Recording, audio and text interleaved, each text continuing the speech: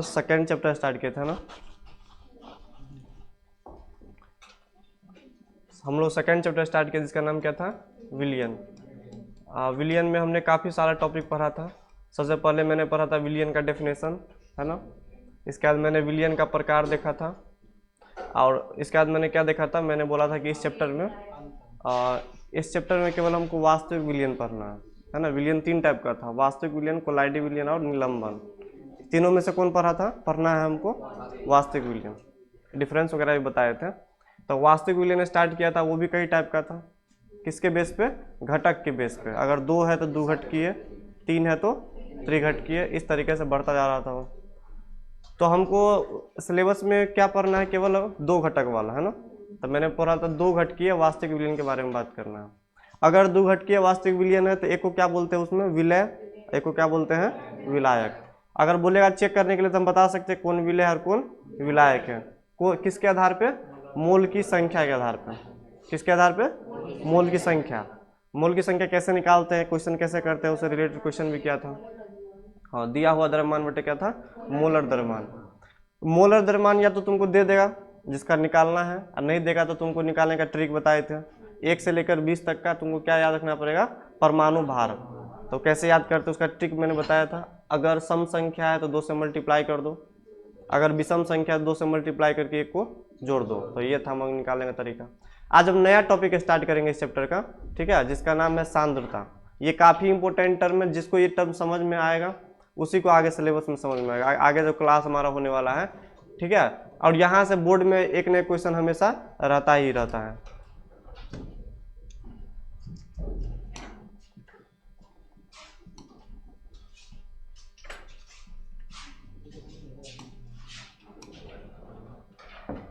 चलो देखो तो इसको स्टार्ट करते हैं। सांद्रता एक नया टॉपिक है, सांद्रता। और ये भी, इसमें भी बहुत सारा पढ़ना है, 5 4 9 पढ़ना है, ठीक है। सांद्रता क्या होता है, देखो तो किसी भी विलियन में, 1 मिनट रुक जाओ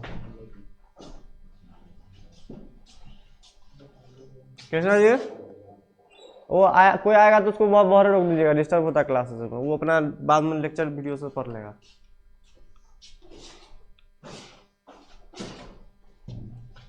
चलो देखो, सांद्रता का काम क्या होता है, सिंपल सा बात है। जैसे मैंने ना एक कोई सोल्यूशन तैयार किया। क्या तैयार किया है, मैंने एक सोल्यूशन तैयार किया है। तो इस सोल्यूशन के अंदर में, ठीक है, कितना अमाउंट में मैंने विलय को घुलाया है। विलय मतलब यहाँ पे क्या बोल सकते, चीनी को।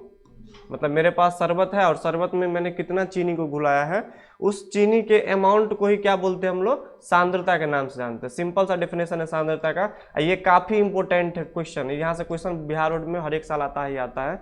इसमें से किसी एक को बोल देगा एक्सप्लेन करने के लिए, बोलेगा मोलरता क्या ये बताओ, तो ये सब सांद्रता ही है। तो सबसे पहले जानते हैं सांद्रता क्या होता है। ये तो मैंने सांद्रता का डेफिनेशन क्या बोला अभी, किसी भी विलियन के अंदर में विलय का कितना सारा मात्रा मैंने घुलाया है, उसी विलय के मात्रा को क्या बोलते हैं, सांद्रता।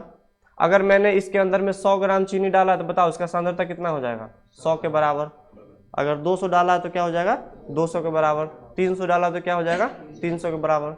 सांद्रता को हम एक और नाम से जानते हैं, इसको बोलते हैं गाढ़ापन के नाम से भी जानते हैं, लेकिन बुक के अंदर में सांद्रता यूज करता है। इसका एक और मतलब होता है गाढ़ापन।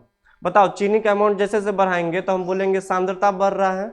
सांद्रता मतलब गाढ़ापन बढ़ रहा है। मान लो चीनी हम डाले 100 ग्राम, तो सोल्यूशन मतलब शरबत थोड़ा कम गाढ़ा होगा, है ना। 200 ग्राम डाल देंगे और उसको मिक्स कर देंगे तो शरबत और गाढ़ा हो जाएगा। यानी जैसे जैसे चीनी का अमाउंट डिसॉल्व कर रहे हैं तो गाढ़ापन क्या हो रहा है, बढ़ रहा है। यानी सांद्रता उसका क्या हो रहा है, बढ़ रहा है। तो सांद्रता को एक और नाम से हम लोग क्या जानते हैं, गाढ़ापन। सोल्यूशन गाढ़ा हो गया, मतलब जितना ज्यादा चीनी डालेंगे उतना ज्यादा क्या होगा, ये गाढ़ा होगा, या उसका सांद्रता क्या होगा, उतना ज्यादा बढ़ जाएगा। बताओ बात समझ में आया। किसी भी विलयन के अंदर में कितना सारा मैंने विलय को घुलाया है, उसी विलय के अमाउंट को क्या बोलते हैं, सांद्रता के नाम से जानते हैं। इसको इंग्लिश में बोलते हैं कंसंट्रेशन। क्या बोलते हैं, कंसंट्रेशन। देखो तो डेफिनेशन मैंने लिखा है, सांद्रता वह तथ्य है, यानी सांद्रता वह चीज है जो किसी भी विलयन में विलय की मात्रा का जानकारी रखता है। कितना मैंने चीनी डाला उसका अगर जानकारी रखता है उसी को क्या बोलते हैं, सांद्रता। जैसे तुम लोग देखता होगा घर पे कभी चाय वगैरह बनता होगा तो बोलता होगा, कोई आदमी गेस्ट आता होगा, चाय अच्छा लग रहा है तो बोलेगा क्या, कितना सारा चाय पत्ती डाला है। ये नहीं पूछता दूध कितना डाला है, चाय पत्ती पूछता है, या तो पूछेगा चीनी कितना डाला है। ऐसे शरबत का भी बनाता है तो कोई ये नहीं पूछेगा कितना पानी डाला है, बोलेगा कितना चीनी डाला है ना। इसलिए सांद्रता किसको केवल किसको लीड करता है, विलय को। पानी से मतलब नहीं, कितना पानी हमको लेना देना नहीं, कितना चीनी डाला उसमें वो पता रहना चाहिए हमको। बात समझ में आ रहा है? तो ये बात है, यही सांद्रता बताता है विलय का अमाउंट को बताता है। अब ये सांद्रता को ना दो तरीका से हम लोग रिप्रेजेंट करेंगे। कितना तरीका से? दो तरीका से। एक द्रव्यमान संबंधित है, मतलब सांद्रता को ना हम द्रव्यमान देख कर कैलकुलेट करेंगे, मतलब 1 किलोग्राम में कितना ग्राम चीनी को डिसॉल्व किया। या तो ग्राम को देखकर बात करेंगे या तो हम वॉल्यूम को देखकर बात करेंगे, मतलब द्रव्यमान को देखकर बात करेंगे या तो हम आयतन को देखकर बात करेंगे। कभी कभी ऐसे भी क्वेश्चन आ सकता है कि 1 लीटर के शरबत में कितना लीटर मैंने विलय को घुलाया है, तो बताओ ये सब किससे संबंधित हो गया? आयतन संबंधित। अगर कोई द्रव्यमान संबंधित क्वेश्चन आता है, जैसे पूछा है कि 1 किलोग्राम का शरबत है, कितना ग्राम चीनी को डिसॉल्व किया है, तो ग्राम वाला टर्म आ रहा है, तो दो तरीका से इसको पढ़ सकते हैं, एक द्रव्यमान से रिलेटेड, एक आयतन से रिलेटेड। तो ये सब हमारा जितना सारा 4 इधर है और 5 इधर है, तो 5 और 4 कितना हो जाएगा? 9। तो टोटल सांद्रता हमको कितना पढ़ना है? 9 के बराबर पढ़ना है। सबको एक बार रिपीट कर देते हैं। सबको क्या करना है, सबको हम अलग अलग डेफिनेशन बना के लिखेंगे, सबको अलग अलग हमको पढ़ना है। तो टोटल 9 टाइप का सांद्रता है, जिसमें एक हो जाएगा द्रव्यमान संबंधित में 4 और दूसरा क्या हो जाएगा, आयतन संबंधित में 5। सबका डेफिनेशन अलग अलग हम लिखाएंगे, 2 से 3 दिन चलने वाला ये सब टर्म है। पहला का नाम क्या है? द्रव्यमान प्रतिशत। पहला का नाम क्या है? द्रव्यमान प्रतिशत, ठीक। दूसरा का नाम क्या है? पार्ट्स पर मिलियन, सबका डेफिनेशन आएगा। तीसरा का नाम क्या है? पार्ट्स पर बिलियन। चौथा का नाम क्या है? मोललता। मोललता। इसमें पहला का नाम क्या है? आयतन प्रतिशत। दूसरा का नाम क्या है? द्रव्यमान पर आयतन प्रतिशत। तीसरा का नाम क्या है? मोलरता। और चौथा का नॉर्मलता। और पांचवा का फॉर्मलता, ठीक। इसमें सबसे ज्यादा इंपॉर्टेंट, तुम बोलेगे भाई 9 गो है तो 9 गो हम कैसे याद करेंगे? पढ़ने के लिए बुक में पूरा है, लेकिन जो सबसे ज्यादा इंपॉर्टेंट है वो करीब करीब यहाँ पे ना मैक्सिमम 3 ठो है। एक है मोललता, एक है मोलरता। अब बहुत आएगा तो एक ऑब्जेक्टिव पूछ लेता है नॉर्मलता से, अब बाकी तुम नहीं भी याद रखोगे नहीं तो चल जाएगा काम। 3 सबसे इंपॉर्टेंट है, पढ़ने के लिए पूरा पढ़ेंगे, लेकिन अगर कोई कम जानने वाला स्टूडेंट, कम याद होने वाला स्टूडेंट कितना सारा होता है क्लास में, तो उसके लिए क्या है, 4 नंबर पढ़ लेना इधर से 3 नंबर और 4 नंबर, इससे काम चल जाएगा, क्योंकि बोर्ड में ज्यादातर क्वेश्चन यहीं से मिलेगा। बात समझ में आ गया? ठीक। अब सबको एक एक करके हम डेफिनेशन लिखेंगे। जैसे पहले बात करेंगे किसका, हम कि द्रव्यमान प्रतिशत क्या होता है, तो डेफिनेशन लिखाएंगे उधर। इधर नोट करके मैंने देखो तो क्या लिखा है। एक बात तुम लोग याद रखना, जितना सारा चीज हम नोट करके लिखाएंगे ना वो काफी इंपॉर्टेंट होने वाला है, क्योंकि इस बार बोर्ड में जो क्वेश्चन आया है, जितना सारा चैप्टर में मैंने नोट करके घेरा है ना, करीब करीब उसमें से 7-8 गो ऑब्जेक्टिव आ गया। 7-8 गो ऑब्जेक्टिव बिहार बोर्ड इस बार आया। जितना सारा नोट करके लिखते हैं साइड में हम, इस नोट को नजरअंदाज मत करना, क्योंकि यहाँ से भी ऑब्जेक्टिव बहुत सारा बन जाता है। 7-8 गो ऑब्जेक्टिव जो नोटे पढ़ के गया होगा इस बार, जो नोट करके साइड में लिखते हैं हम, उसी से 7-8 ऑब्जेक्टिव बना लिया होगा जो स्टूडेंट पढ़ के गया होगा। पूरा का पूरा हूबहू मेरे नोटे से क्वेश्चन आया हो, एक वो बाहर से नहीं है। तभी तो 95+ स्टूडेंट ले आया, 95+ रहेगा स्टूडेंट देखो इस बार केमिस्ट्री में। पूरा का पूरा नोट से मिला, एक भी बाहर से नहीं आया। तो जितना सारा लिखा रहे उतना अगर पढ़ लेगा तो आराम से तुम लोगों को 90+ नंबर आ जाएगा। 90 नहीं तो कम हो तो 80 आएगा। तो जितना नहीं पढ़ने वाला है तो कितना आएगा उसको, 80-85 तो आइए जाएगा, अगर अच्छा से पढ़ा नोट को। तो नोट से बाहर नहीं, बुक को छोड़ दो। बुक अगर समझ में नहीं आ रहा है तो बुक से अच्छा, मतलब बुक का सारा कंटेंट इसमें मिल जाएगा तुमको। इन शॉर्ट में है, बुक में थोड़ा कॉम्प्लिकेटेड दिया रहता है।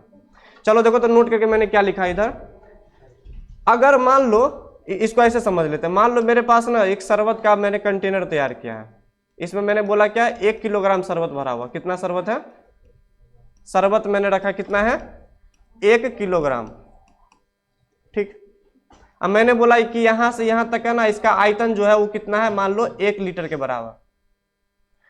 शरबत है 1 किलोग्राम और शरबत का आयतन कितना है, 1 लीटर, ठीक है।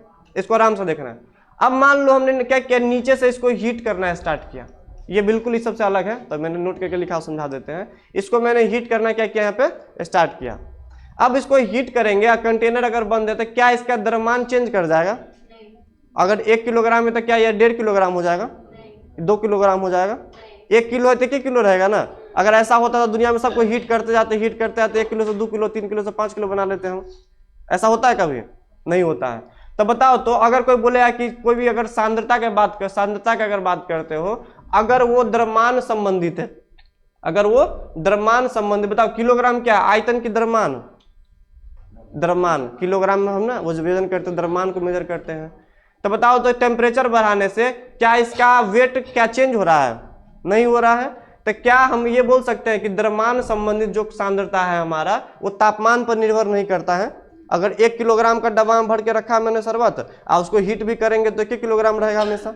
यानी द्रव्यमान संबंधित जो सांद्रता होता है वो क्या होता है? तापमान से स्वतंत्र होता है।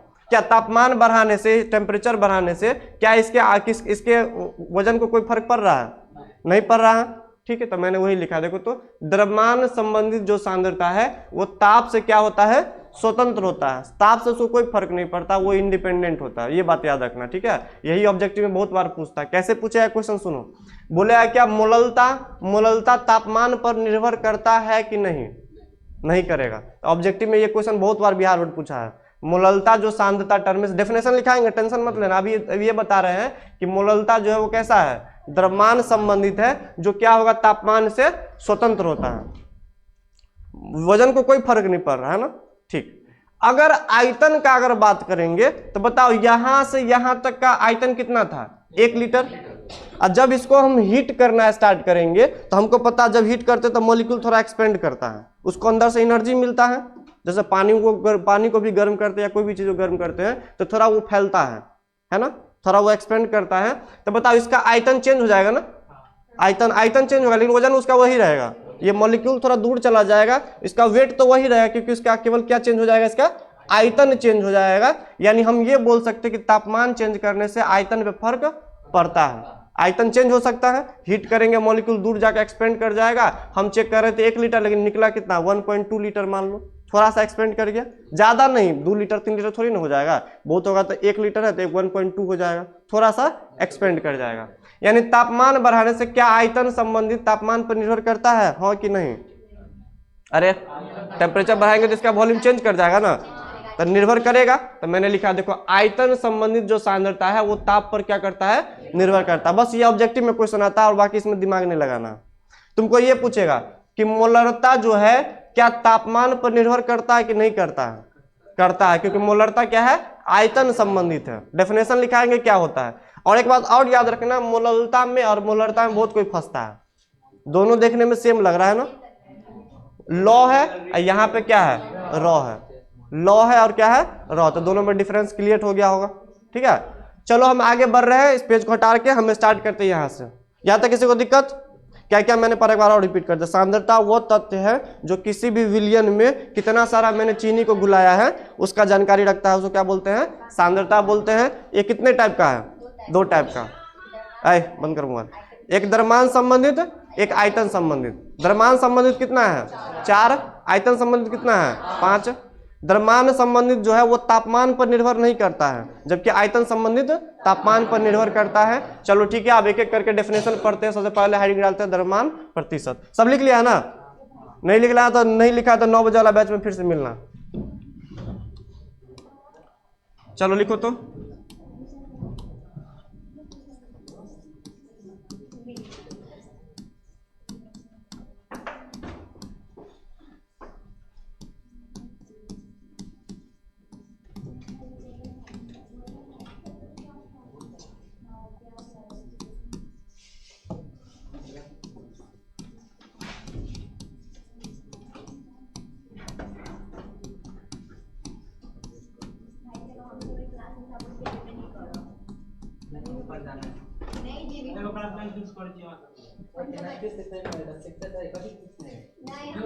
आप लोग तो और जुटे, बंद करिए इसको पहले।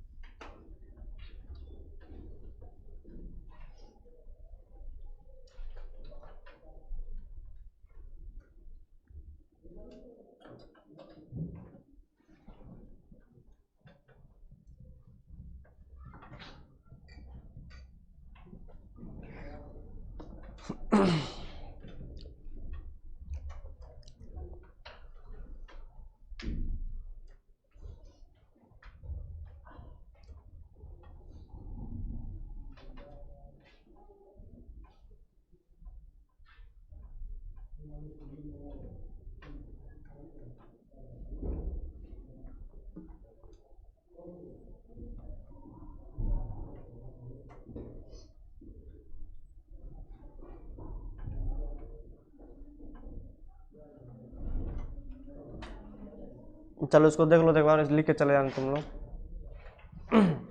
चलो देखो, पहला स्टार्ट किया है द्रव्यमान प्रतिशत। ठीक है, द्रव्यमान प्रतिशत को हम W/W के नाम से भी जानते हैं। अब ये W/W क्यों बोलते हैं, इसका मतलब हम समझ लेंगे। इसको बैक कीजिए ना, बैक नहीं होगा। देखो तो क्या है ये, तो पहली बात बताओ, द्रव्यमान प्रतिशत क्या है? एक सांद्रता है। क्या है ये? एक सांद्रता है। सांद्रता का काम क्या होता है बताओ तो? विलय का जानकारी रखना, विलय का जानकारी रखना। ठीक, तो देखो आप सब सांद्रता का ना सबका अलग अलग मतलब है। सबका काम तो होता है विलय का जानकारी रखना। आप ना सब जगह क्या करेंगे, हम सोल्यूशन को थोड़ा फिक्स कर देंगे। बोले कभी कभी बोलेंगे 100 ग्राम में कितना है, कहीं बोलेंगे 1 किलोग्राम में कितना है, तो सबका नाम अलग अलग पड़ गया है, ये बात याद रखना। तो ये सांद्रता का काम क्या होता है कि विलय का मात्रा का जानकारी देता है, लेकिन कितने ग्राम का सोल्यूशन में? 100 ग्राम के सोल्यूशन में। तो इस 100 ग्राम के विलियन में 100 ग्राम का जो विलियन हमने तैयार किया है, 100 ग्राम का शरबत बनाया है, तो 100 ग्राम के शरबत में कितना चीनी डाला है, बस उसका जानकारी रखता है। उसी को क्या बोलते हैं? द्रव्यमान प्रतिशत। आगे ऐसा भी आएगा, कभी 1 किलोग्राम का शरबत तैयार करेंगे तो बोलेंगे उसमें कितना चीनी डाले हैं, तो वो अलग सांद्रता हो जाएगा। तभी तो सबका नाम अलग अलग पड़ा है ना, 9 नाम जो पड़ा है, सबका अलग अलग मतलब होगा, है ना। तो ये इसका क्या मतलब है? इसका मतलब बस इतना है कि 100 ग्राम का हमने शरबत तैयार किया, तो उसमें कितना ग्राम चीनी को डिसॉल्व किया है, 10 ग्राम है कि 20 ग्राम है, उसी को क्या बोलेंगे हम? द्रव्यमान प्रतिशत के नाम से जानते हैं। इन्होंने 100 ग्राम का शरबत बनाया, बोले कितना चीनी डाला, तो बोला 50 ग्राम चीनी डाले हैं, तो कितना हो जाएगा द्रव्यमान प्रतिशत? 50 ग्राम। इसको इसने डाला मान लो 20 ग्राम चीनी 100 ग्राम के शरबत में, तो कितना हो जाएगा? 20 के बराबर। तो बस ये बात है। देखो तो क्या लिखा है मैंने, यह एक सांद्रता तत्व है जो किसी भी 100 ग्राम के विलियन में, 100 ग्राम के शरबत में उपस्थित विलय की मात्रा, कितना सारा मैंने चीनी डिसॉल्व किया उसका जानकारी रखता है। उसको क्या बोलते हैं? द्रव्यमान प्रतिशत के नाम से जानते हैं। एग्जाम में कभी बोल दिया कि द्रव्यमान प्रतिशत तुम बताओ, तो मेरे पास एक फार्मूला भी है। द्रव्यमान प्रतिशत बराबर क्या होता है? ऊपर में रखेंगे विलय का द्रव्यमान, कितना सारा विलय है, किस में रखेंगे? ग्राम में। नीचे क्या रखेंगे? विलियन का द्रव्यमान किस में? ग्राम में। और 100 से क्या करेंगे, उसको मल्टीप्लाई कर देंगे, तो क्या निकल के आ जाएगा? द्रव्यमान प्रतिशत। इसको हम क्वेश्चन करेंगे अगले क्लास में। ठीक, बताओ ये तापमान पर निर्भर करेगा कि स्वतंत्र होगा? स्वतंत्र होगा, क्योंकि द्रव्यमान प्रतिशत तापमान पर निर्भर नहीं करता है। इसको हम W/W से रिप्रेजेंट करते हैं। अब ऐसा क्यों? तो सुनो, बताओ ऊपर में क्या रखा है मैंने? वेट विलय का, और नीचे में भी क्या? विलियन का वेट। तो weight by weight percent, weight by weight प्रतिशत, इसलिए इसका नाम क्या पड़ गया है? W/W, मतलब वेट बाय वेट प्रतिशत। चलो इसको लिख लो, अगले क्लास में इससे रिलेटेड क्वेश्चन करेंगे।